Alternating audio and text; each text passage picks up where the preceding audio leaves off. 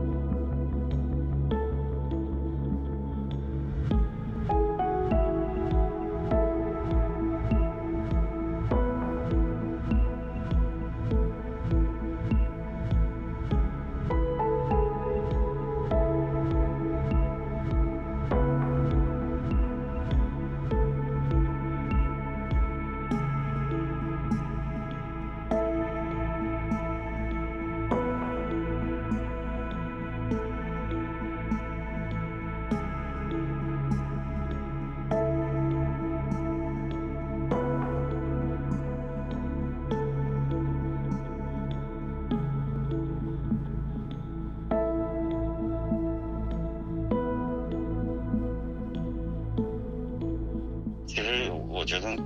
自己吧想放弃很容易，因为还有父亲，就是我父亲，虽然我照顾的不是太好吧，但是我要不在了，我的父亲生活不会比现在更好，只会比现在更差。我还是觉得也放不下他，也有这个责任，是去努力吧。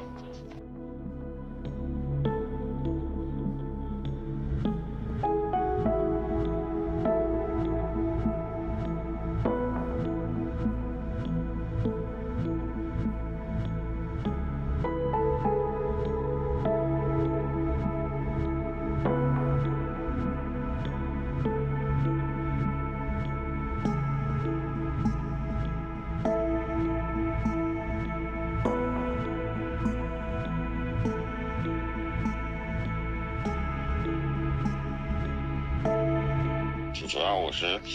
就想直髋关节站起来，就是能更好的照顾父亲，还有大爷大娘年纪大了，他们没有儿子，我也希望能够照顾他们两个，毕竟他们也照顾我们很多年了。这个就是现在唯一的目标，想往这方面奋斗。